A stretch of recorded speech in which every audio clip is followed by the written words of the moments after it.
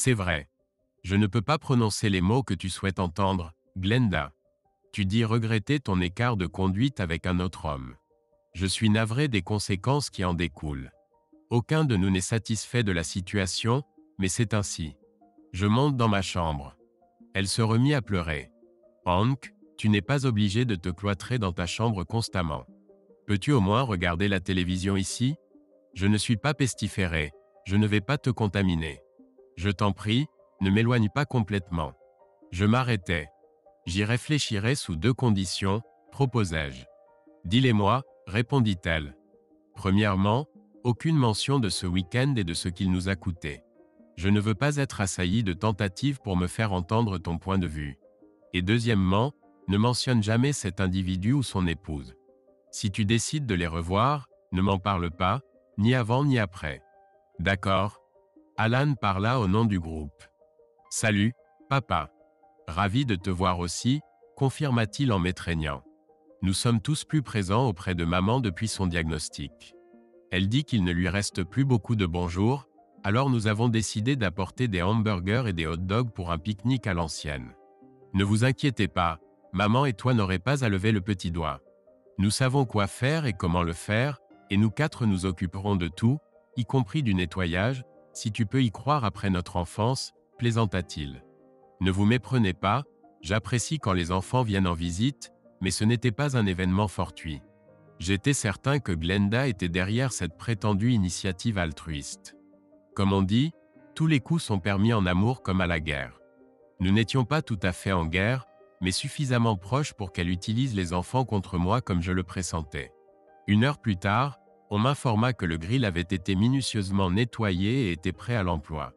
Les filles hachaient et mélangeaient les ingrédients pour la salade. La viande était au réfrigérateur et tout semblait prêt. Puis Glenda s'approcha de moi. « Hank, chérie, les enfants ont demandé de la crème glacée maison. Comme tu le sais, la recette que j'utilise nécessite une cuisson et il me manque quelques ingrédients. Je vais juste faire un saut au supermarché pour acheter ce qu'il manque. Je reviens très vite, dit-elle gaiement. Dès que sa voiture quitta le garage, je me sentis encerclé par 4 inquisiteurs. Cette fois, ma fille Élise prit l'initiative. « Papa, puis-je te parler quelques minutes ?»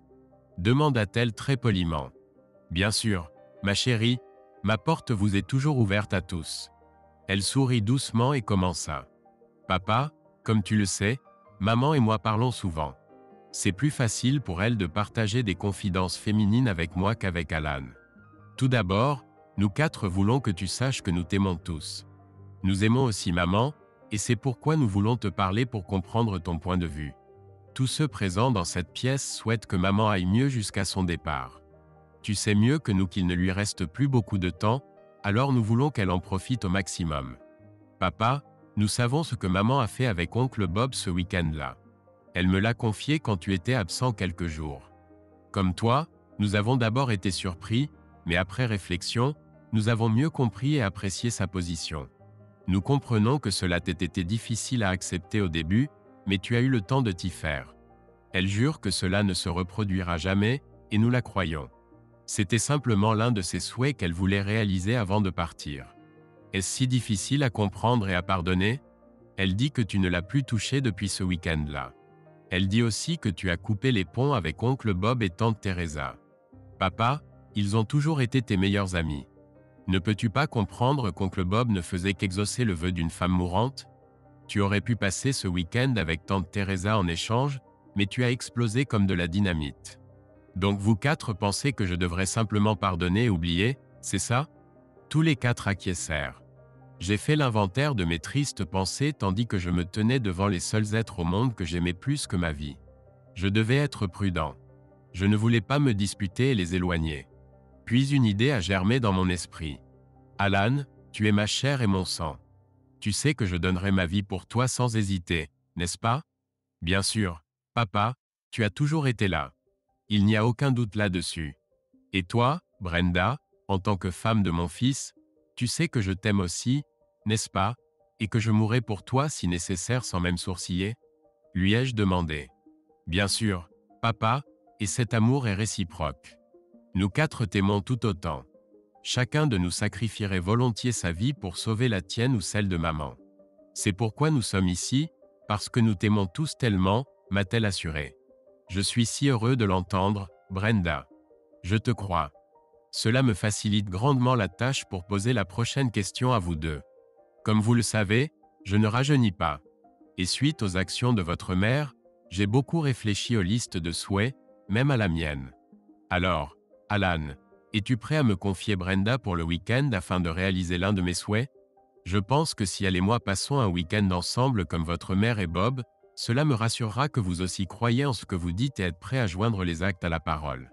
Si tu fais cela, je pourrais peut-être pardonner à ta mère. Quoi? Tu es fou? S'exclama Alan. Brenda rougit à cette proposition délicate.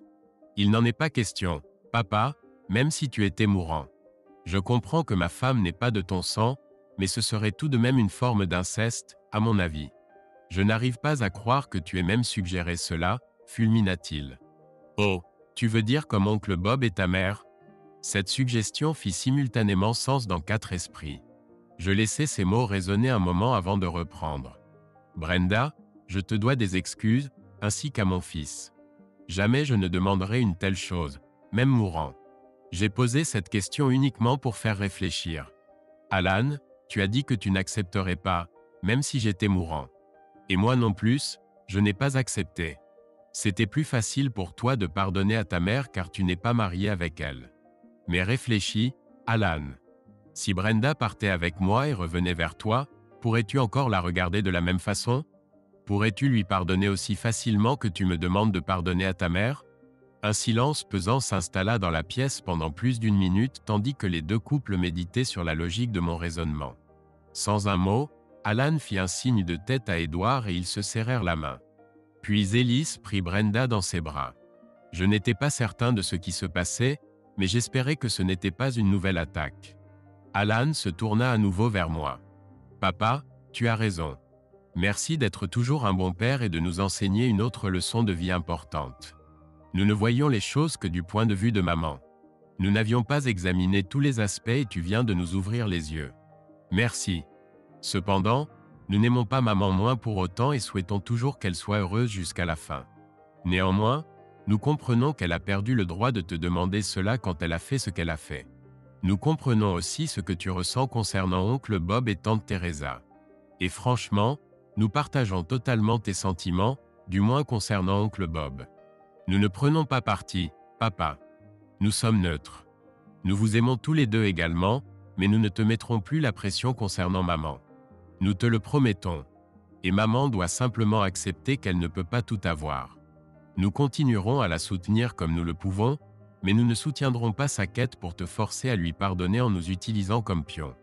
Je jure que si je portais une chemise à boutons, ils tomberaient tous tellement je suis fier de vous. Je n'aurais pas pu demander mieux. Merci de votre compréhension. Je n'ai jamais insisté pour qu'aucun d'entre vous ne se détourne de votre mère, même pour un instant. Elle s'appuiera beaucoup sur vous quand la fin viendra et je sais que vous serez là quand elle en aura le plus besoin. Je les ai tous serrés dans mes bras un par un. J'étais tellement heureux de la tournure des événements. Les choses auraient pu être bien pires. Le reste de la soirée s'est bien passé. Glenda était ravie de mon attitude positive après mon retour du magasin. Les enfants ont préparé leur hamburger et hot dog à la perfection, et la glace à la fraise en dessert était délicieuse. Elle n'a pas eu le temps de leur parler puisque j'étais toujours présent. Après le rangement et les embrassades, Glenda est venue me parler après la visite. « Tu sembles être de bonne humeur, Hank. C'est merveilleux de te voir sourire autant cet après-midi et ce soir. Les enfants me remontent toujours le moral quand ils viennent. Comment ne pas sourire en leur présence? Un petit oiseau m'a dit qu'ils allaient te parler pendant que j'étais au magasin. Eh bien, les enfants ne semblent pas être en colère contre toi, donc je peux supposer que la conversation s'est bien passée et qu'ils ont réussi à te convaincre de voir les choses à ma façon. De mon point de vue, quand ils m'ont parlé, ils ont dit qu'ils nous aimaient tous les deux également et qu'ils ne prenaient pas parti. Cela me semblait très juste. On a bien élevé ces enfants, n'est-ce pas? Pour une raison quelconque, mon petit oiseau m'a laissé croire que tu accepterais mon point de vue ou que tu resterais seul dans le froid. Je ne sais rien de tout cela, Glenda. Tu devrais peut-être vérifier à nouveau auprès de ton oiseau. En attendant, Je vais prendre une douche et me changer. Nous avons eu une journée chargée. Je l'ai laissé réfléchir pendant que je me dirigeais vers la douche. Je savais qu'elle contacterait Élise pendant que je me douchais. Je me demandais quelle serait son humeur après leur conversation. Tu n'es qu'un entêté qui ne peut pas surmonter son ego fragile, m'a dit Glenda quand je suis entré dans le salon. Eh bien, je suppose qu'il est bon que tu l'aies découvert maintenant avant de passer le reste de ta vie auprès de cet égoïste fragile, ai-je répondu. Je suis sûr que ton ami dépassera toutes tes attentes puisque je ne suis manifestement pas digne de toi. Elle a ignoré ma provocation et a poursuivi son attaque. Vraiment? As-tu demandé à Brenda de coucher avec toi? Tu devrais vérifier auprès de ton petit oiseau avant d'aggraver les choses. J'ai simplement pris un moment pour faire comprendre quelque chose. Après avoir entendu mon point de vue, les enfants ont dit qu'ils restaient neutres. Je n'ai jamais été et ne serai jamais intime avec Brenda. Je vous conseille de demander confirmation à Brenda puisque vous doutez de ma parole. Elle était dans tous ses états car l'utilisation des enfants comme arme ne s'est pas déroulée comme elle l'avait prévu. Je suis certain qu'Élise lui a rapporté exactement les faits de notre petite rencontre. Elle essayait simplement de me provoquer. Je me suis assis et j'ai commencé à zapper. Elle s'est précipitée dans sa chambre en claquant la porte. Avec un peu de chance, elle y restera toute la nuit. Une autre semaine de notre confrontation à la mexicaine s'est écoulée. Je pouvais constater qu'elle devenait de plus en plus frustrée chaque jour à cause de ma rébellion, mais nous coexistions plus ou moins paisiblement dans la maison. Nous ne mangions toujours pas ensemble. Je continuais à laver tous mes vêtements et ma vaisselle chaque fois que je cuisinais pour moi-même. Elle est sortie le samedi soir suivant et n'est pas rentrée avant 23 heures. Je supposais qu'elle avait rencontré le rustre et son épouse, mais elle n'en a jamais fait mention et je n'ai pas posé de questions. Je pense que mon manque d'intérêt l'a énervé encore davantage.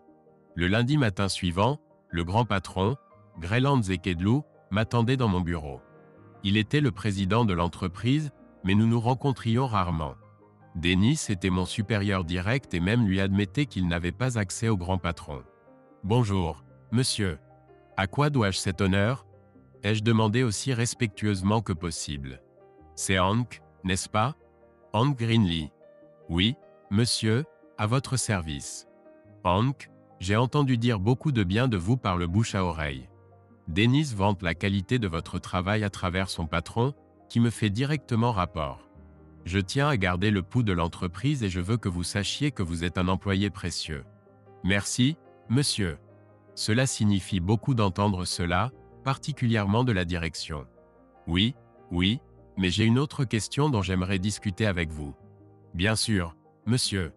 Je vous en prie. Hank, connaissez-vous Brian McFadden? Je connais un Brian McFadden, monsieur. C'est le nom de mon beau-père.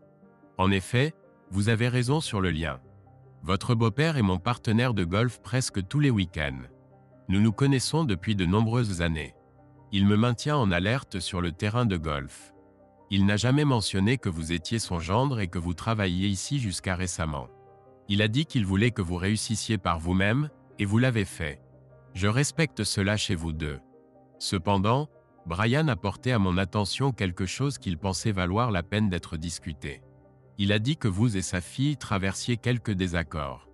Il a également mentionné que sa fille souffrait d'un cancer en phase terminale et qu'il ne lui restait plus beaucoup de temps à vivre.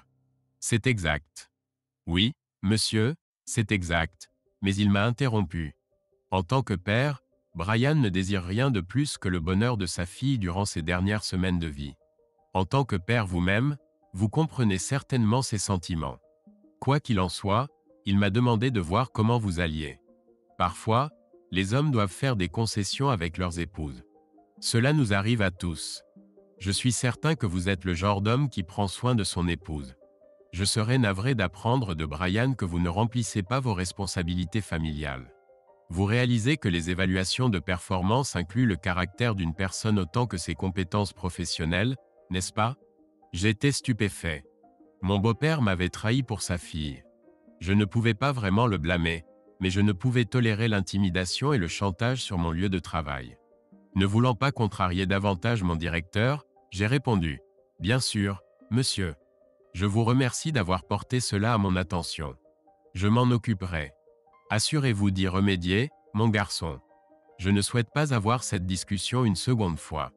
Je vous l'assure, Monsieur, après aujourd'hui, vous n'aurez aucune raison ni besoin de poursuivre cette conversation.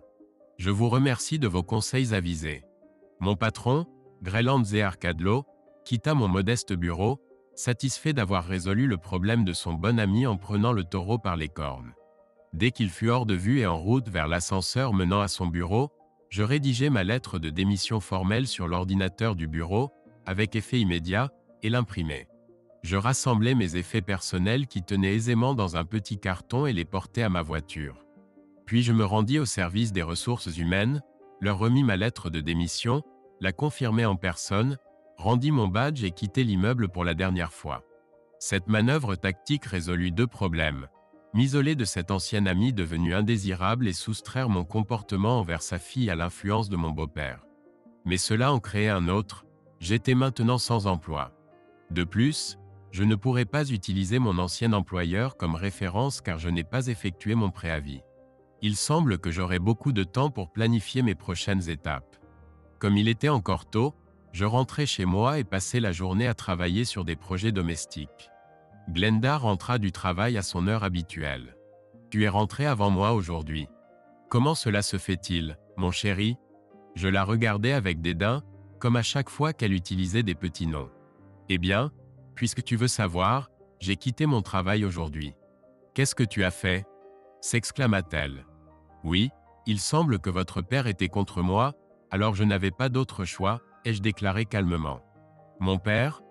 Comment supposez-vous que mon père vous ait fait démissionner ? Puisque vous le demandez, j'ai appris aujourd'hui que votre père joue régulièrement au golf avec le PDG de mon entreprise, Grelandze Arkadlo.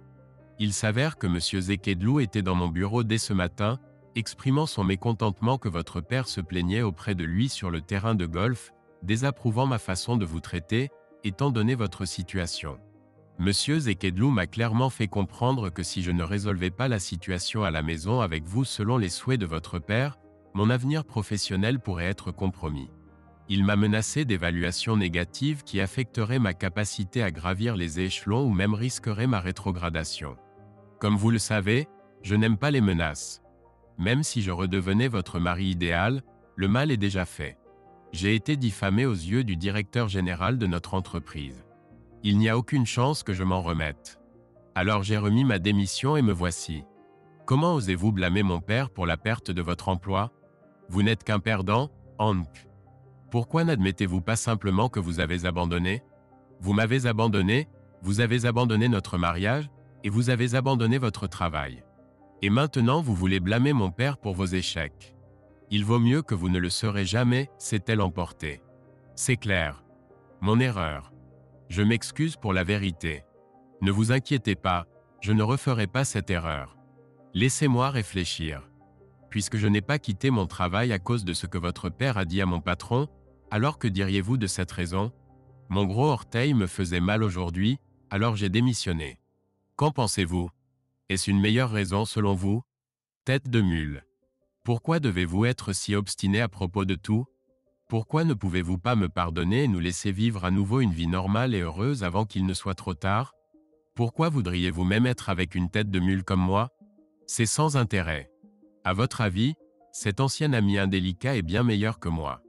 Pourquoi ne pas emménager avec eux et profiter du temps qu'il vous reste? Il était votre dernière liaison intime. Je suis sûr qu'il se portera volontaire pour vous recontacter. Pourquoi rester ici avec moi si je suis un tel perdant? Parce que je t'aime et uniquement toi, Hank. Après tout ce qui s'est passé, tu es le seul homme que j'ai vraiment aimé. Tu es simplement trop aveugle pour le voir, a-t-elle dit avec déception. Nous étions tous les deux piégés, elle dans son amour déclaré pour moi, et moi dans mon refus obstiné d'accepter sa trahison. Nous restions dans une impasse. Je vais manger. Je reviendrai dans un moment. Pourquoi n'appelles-tu pas ton père pendant mon absence pour voir s'il peut trouver quelqu'un pour me malmener, dis-je, débordant de sarcasme. Je pensais qu'elle avait épuisé ses larmes. Je me trompais. Je quittais la maison seule pour éviter plus de drames et dîner en paix. Apparemment, elle avait effectivement appelé son père pendant mon absence et m'attendait à mon retour. Pardonne-moi, Hank.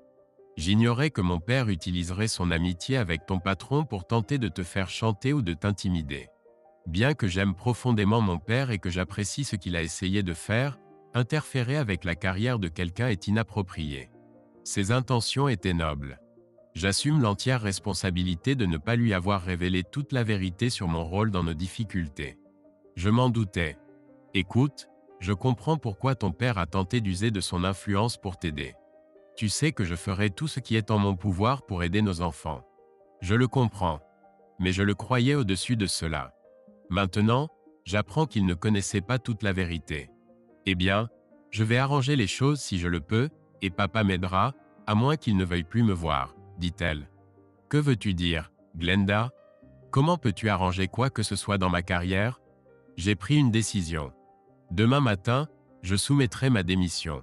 Je n'ai pas besoin de préavis puisque je n'aurai plus jamais besoin de travailler. Papa et moi unirons nos efforts aux tiens pour t'aider à trouver un meilleur emploi que celui que tu avais. C'est de notre faute si tu t'es retrouvé dans une position délicate. C'est donc notre responsabilité de réparer cela. Papa connaît beaucoup de monde en plus de ton patron.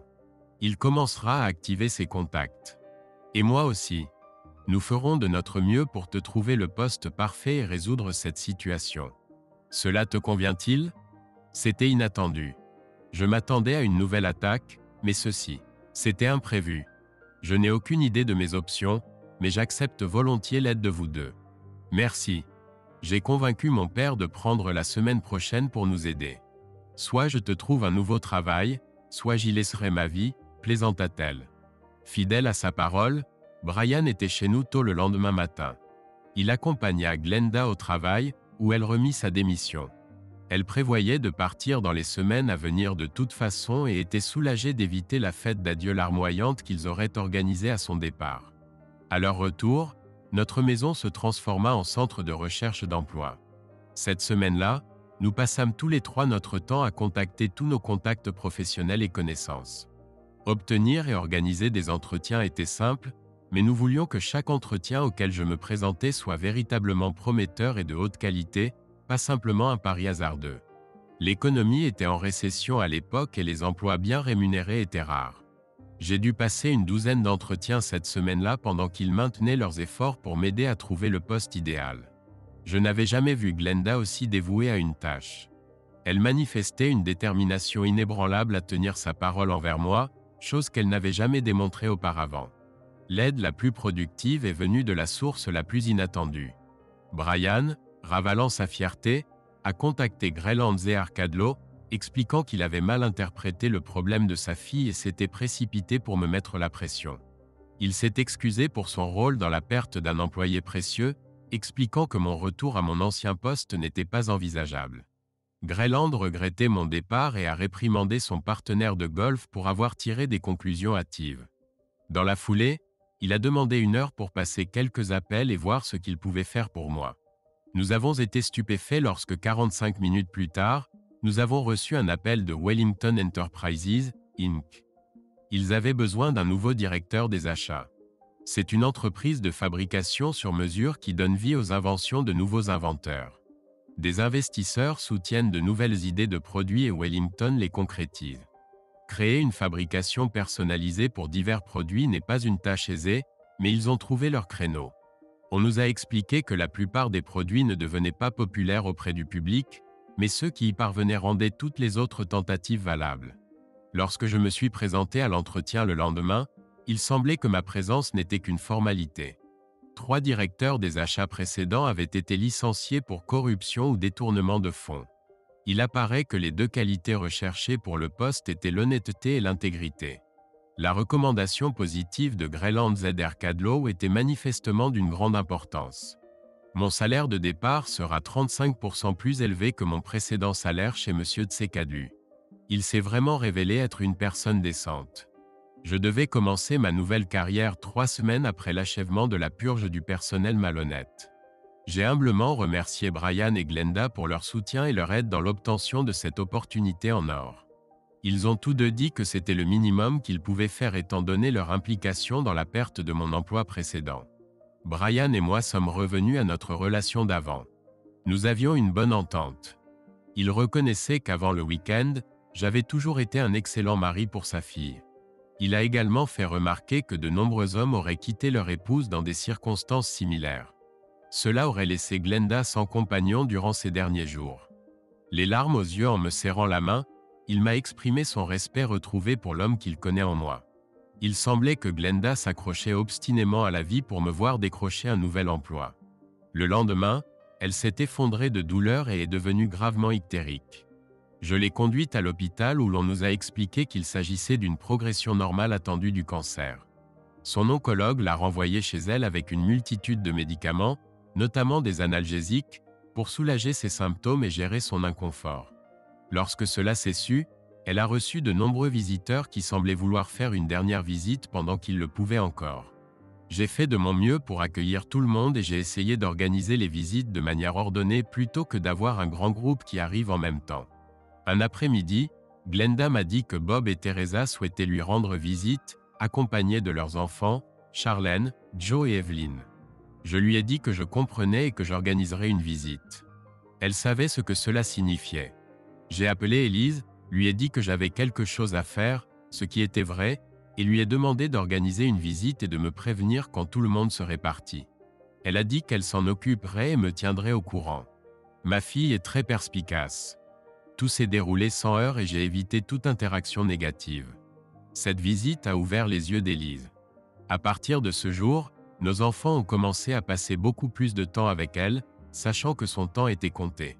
Après 2 semaines, Glenda était si faible qu'elle ne pouvait plus sortir du lit. L'assurance m'a permis d'engager une infirmière pendant la journée et je m'occupais d'elle le soir en rentrant de mon nouveau travail. Elle est devenue fragile et a perdu beaucoup de poids. Elle disposait d'une machine spéciale pour administrer des médicaments contre la douleur. Elle n'avait qu'à appuyer sur un bouton et la machine distribuait une dose pour soulager son inconfort. Elle ne pouvait plus parler au téléphone, alors je l'ai éteint et rangé. Tout passait maintenant par moi. J'ai été surpris de recevoir un appel de Teresa, qui voulait prendre des nouvelles de l'état de Glenda et exprimer son inquiétude de ne pas pouvoir la joindre par téléphone. Après lui avoir expliqué la situation, elle a demandé l'autorisation de lui rendre visite à nouveau. Je lui ai dit que je ne pensais pas que ce serait opportun ni une bonne idée. Elle semblait contrariée, mais n'a pas insisté. Les enfants et leurs conjoints se relayaient pour m'aider à prendre soin d'elle et me donner des moments de répit dans ses soins constants. C'était très précieux. Comme son état se détériorait rapidement, je lui ai proposé de la placer en soins palliatifs, mais elle a catégoriquement refusé, affirmant qu'elle souhaitait s'éteindre chez elle, entourée de ses proches, plutôt que dans une chambre parmi des inconnus. Malgré la douleur que cela me causait, j'ai respecté sa volonté.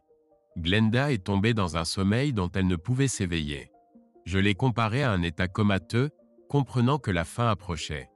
L'un des 4 enfants était toujours à proximité, jour et nuit, prêt à appeler les autres si quelque chose d'important survenait.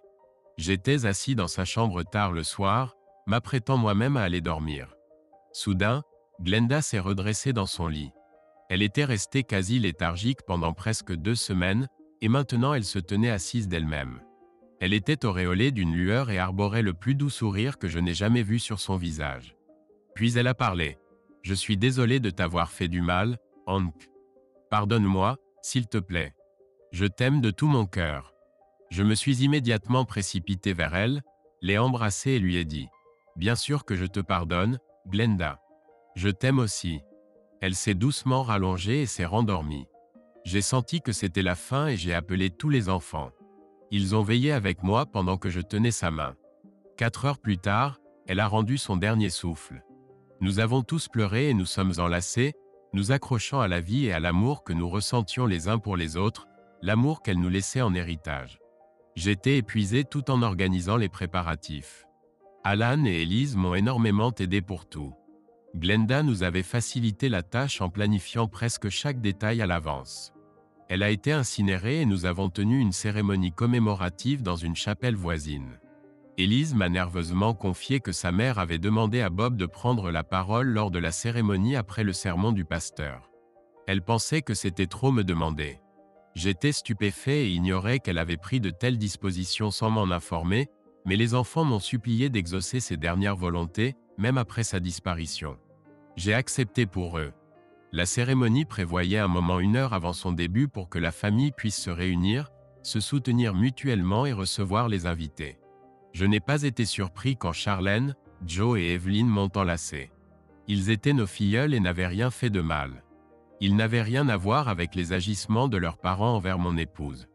Je les ai serrés en retour, les larmes aux yeux, réalisant combien je les aimais encore même s'ils n'étaient pas de mon sang. Ils restaient ma famille. Bob et Teresa sont restés à distance de moi, mais ont parlé avec tous les autres. Brian a mieux tenu le coup que je ne l'aurais pensé. Il m'a fait comprendre qu'il ne voulait aucune distance entre nous et je l'ai assuré que je ressentais la même chose. Pendant la cérémonie commémorative, Brenda, l'épouse d'Alan, était assise à ma gauche au premier rang, tenant ma main. Élise était à droite, tenant mon autre main. Mon Dieu, comme j'aimais mes enfants et j'appréciais l'amour que Glenda leur avait inculqué pour la famille. Le prêtre était bienveillant et rassurant, délivrant un sermon inspirant sur l'espoir et la délivrance. La musique se composait de 3 œuvres qui tenaient particulièrement à cœur à Glenda. Finalement, Bob est monté sur l'estrade. Brenda et Élise ont serré mes mains fermement, m'assurant de leur soutien. Bob a dit que Glenda lui avait demandé de lire une lettre qu'elle avait écrite. Elle avait dû la lui remettre lors de leur dernière visite, quand Élise était présente. La lettre était encourageante, conseillant à chacun de vivre chaque instant comme si c'était le dernier. Sans mentionner directement ce qu'elle avait fait à Bob, elle encourageait tout le monde à se pardonner mutuellement, considérant cela comme une bonne action. Elle terminait en encourageant chacun à rester en contact avec moi et les enfants, et à essayer de me présenter des femmes de qualité afin que je puisse continuer à mener une vie épanouie. Tout le monde, moi y compris, Harry. C'était typique de Glenda. Lorsqu'il eut terminé, Bob décida d'ajouter sa propre accusation. Je connais Hank depuis plus longtemps que quiconque dans cette salle. Sa chère épouse défunte nous a tous suppliés de nous pardonner. Je me tiens devant vous en admettant avoir fait ce qui pourrait être considéré comme répréhensible, mais pour de justes raisons. Hank, ici présent, refuse de me pardonner. Nous sommes meilleurs amis depuis le collège, mais il ne trouve pas dans son cœur la force de me pardonner cette unique offense. Alors que Bob continuait de parler, Alan s'est levé et a fait un signe au prêtre, qui a acquiescé. Le microphone que Bob utilisait a été immédiatement coupé. Brenda s'est placée aux côtés de son mari, tandis qu'Élise et Édouard m'entraînaient avec eux. Alan nous a conduits tous les 5 hors de la chapelle principale vers le vestibule. Alors que nous commencions à partir, Teresa, Charlène, Joe et Evelyn se sont également levés en signe de protestation et nous ont suivis. Bob était stupéfait de voir sa propre famille l'abandonner. Alan a expliqué que Charlène lui avait dit avoir entendu son père mentionner qu'il pourrait m'interpeller sur scène.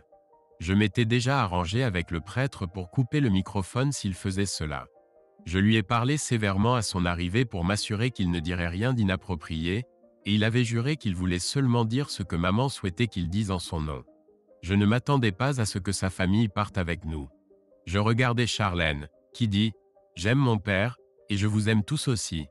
Ce qu'il a dit là était tout simplement incorrect. Nous connaissons l'histoire, oncle Hank. Nous savons que leurs actes étaient répréhensibles, et nous sommes avec vous aujourd'hui. Vous êtes aussi de la famille. Désolé que nous ayons été mis à l'écart depuis ce week-end-là. Je vous aime tous, encore plus qu'avant. Vous m'avez montré votre vraie nature et je l'apprécie. Mais vous, Teresa, Hank, je suis tellement désolé pour mon rôle dans tout cela. Tout ce que je peux faire est de vous présenter mes plus sincères excuses ainsi que mes condoléances. Ce que mon mari a fait là est inadmissible et je ne le soutiens pas dans ses attaques publiques contre vous. Je suis profondément troublé. Ne laissez pas ces chimères gâcher votre bonheur. Vous avez une famille merveilleuse qui vous soutient. Réjouissez-vous-en, insista-t-elle. Teresa m'étreignit et me serra comme si sa vie en dépendait. Mais elle était toujours mariée à mon adversaire et avait commis l'erreur fatale de le soutenir, lui et Glenda, lors de leur escapade. Je ne savais pas si je pourrais un jour surmonter cela. Peu après, les portes s'ouvrirent et la foule commença à quitter la chapelle. Tous ceux qui passaient près de nous exprimèrent à nouveau leurs sincères condoléances. Je demandai aux enfants, y compris Charlène, Joe et Evelyn, de récupérer toutes les fleurs disposées pour la cérémonie. Ils promirent de s'en occuper et me remercièrent. Alors que je m'apprêtais à rentrer, Charlène demanda si elle pouvait m'accompagner. Alan et Élise acquiescèrent d'un signe de tête tandis qu'elle me prenait la main pour me conduire à ma voiture. Elle m'emmena chez moi où elle prépara un merveilleux dîner avec tous les plats que les amis avaient apportés. Elle nettoya parfaitement la cuisine et me tint compagnie jusqu'au repas. Quand mes enfants arrivèrent, Charlène me serra à nouveau fortement dans ses bras, me dit qu'elle m'aimait et me demanda de ne pas devenir un étranger. Charlène était une personne de bien, bien élevée. Au cours des semaines suivantes, Bob tenta plusieurs fois de se réconcilier. Je rejetai toutes ces tentatives. Ses enfants rejoignirent les miens à 2 reprises pendant l'été lors de diverses fêtes à la maison, m'invitant à des barbecues familiaux. Bob ou Teresa n'étaient jamais mentionnés. Les contacts diminuèrent fortement par la suite, les interactions devenant moins fréquentes. Chacun a sa propre vie et cela ne m'attristait pas. Je me plongeais dans mon travail, concentrant mes efforts sur l'acquisition efficace de toutes les pièces et composants nécessaires, dans les délais et à un prix raisonnable. J'avais une équipe de 7 personnes, dont 3 nouvellement embauchées. Je dirigeais ce groupe principal et j'étais fier de la fluidité de nos opérations. Chacun accomplissait ses tâches et je les considérais comme ma famille professionnelle. Cela faisait un peu plus d'1 an depuis le décès de Glenda lorsque je reçus un message énigmatique d'Alan me demandant de le rejoindre au prestigieux restaurant Chez Roberto le samedi soir à 8 h, à ses frais. Il m'indiqua qu'il travaillait sur un projet spécial et souhaitait me présenter son contact là-bas. Il me demanda de m'habiller convenablement en costume. Je me demandais sur quel projet spécial il travaillait. Avait-il songé à changer de carrière? J'étais ravi qu'il veuille m'inclure dans cet aspect de sa vie. J'ai porté mon meilleur costume au pressing pour être prêt à rencontrer cet homme d'affaires. Le Chez Roberto est un établissement haut de gamme fréquenté par des entrepreneurs influents ou des couples pour des occasions spéciales. Il est assez onéreux mais jouit d'une réputation irréprochable pour ses mets raffinés et ses plats exquis. Je n'y avais jamais mis les pieds avant ce soir-là. Alan m'avait demandé de donner mon nom au concierge à mon arrivée. Celui-ci confirma rapidement la réservation et me pria de suivre le maître d'hôtel jusqu'à ma table. En traversant le restaurant, je pouvais sentir l'atmosphère romantique flotter dans l'air en observant les beaux couples échangeant des regards emplis de tendresse et d'adoration. Il y avait également plusieurs tables occupées par des hommes d'affaires, vers lesquels je pensais me diriger. En approchant, j'aperçus de dos une femme vêtue d'une robe élégante, assise seule à une table. Elle paraissait très distinguée de mon point de vue et je me dis qu'un homme avait beaucoup de chance. Au moment où je pensais que nous allions passer devant sa table, le maître d'hôtel s'arrêta et m'invita à prendre place. « Il doit y avoir une erreur, monsieur », ai-je suggéré. « Mais non, monsieur, il n'y a aucune erreur, je vous l'assure. Puis-je vous aider avec la chaise ?» proposa-t-il. Je tirai la chaise face à la femme que j'avais remarquée plus tôt et m'assis. Elle semblait aussi surprise que moi. « Bonjour, Teresa. »« Hank, que fais-tu ici ?» demanda-t-elle sincèrement. « Je suppose pour la même raison que toi. Laisse-moi deviner. Alan t'a invité ici ce soir ?»« Non, Charlène devait me retrouver ici à 8 h. »« Ah, et moi je devais rencontrer Alan ici à 8 h. Je sens un piège. » À cet instant précis, nos 2 téléphones se mirent à sonner avec des messages entrants. Nous lûmes nos messages. « Laisse-moi deviner. Charlène est en retard et ne pourra pas venir ce soir ?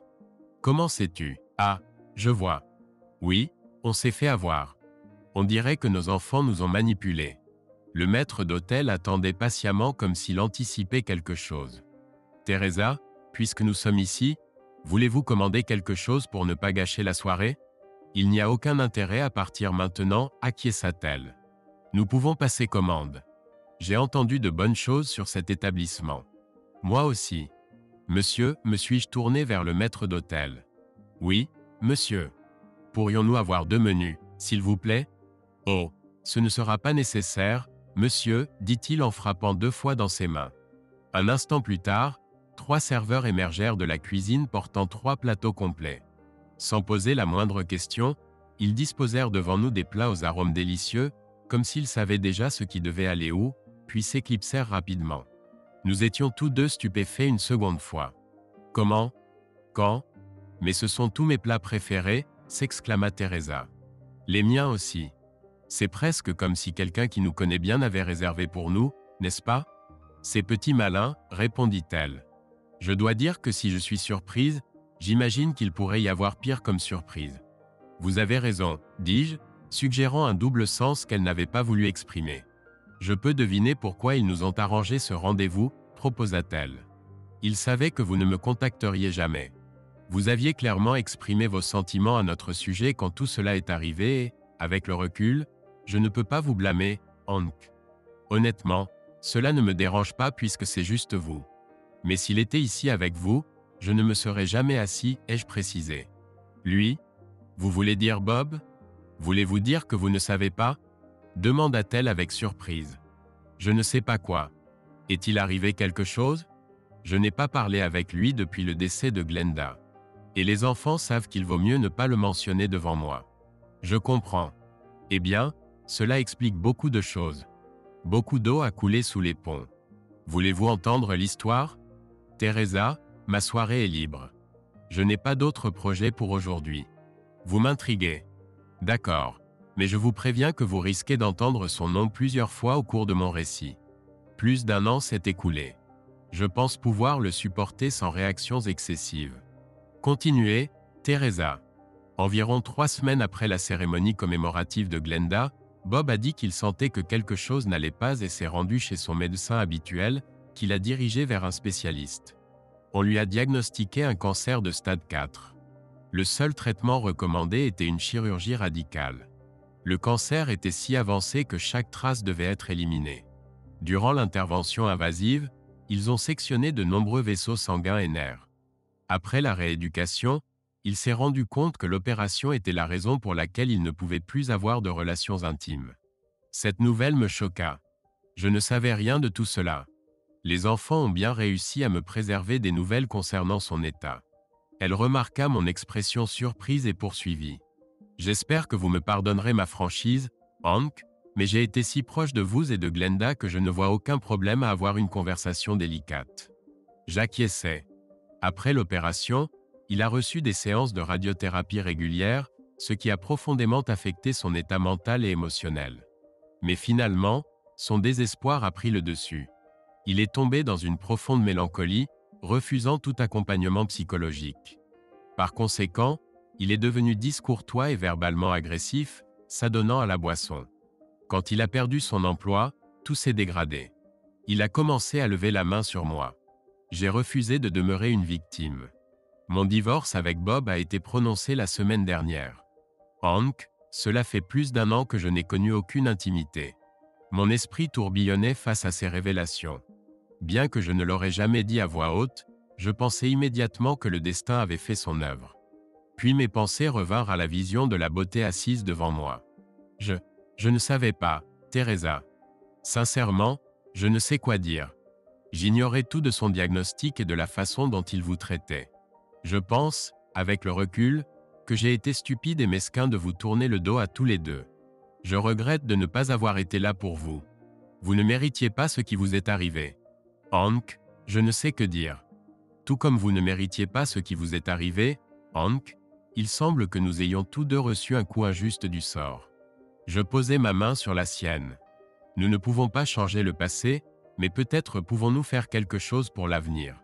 Je me levai, déplaçai ma chaise près de la sienne et l'embrassai.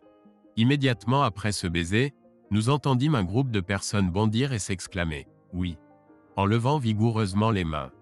Puis nous remarquâmes que tous nos enfants et leurs conjoints étaient assis à une grande table dans le coin éloigné de la salle, d'où ils pouvaient nous observer sans être remarqués. Nous rîmes jusqu'à en avoir mal aux côtes, jusqu'à en perdre le souffle. La tendresse du geste de nos enfants, associée à l'amour que Teresa et moi partagions depuis des années et aux épreuves que nous avions traversées, nous unit dans une alliance unique où les nuages se dissipèrent et le soleil brilla à nouveau.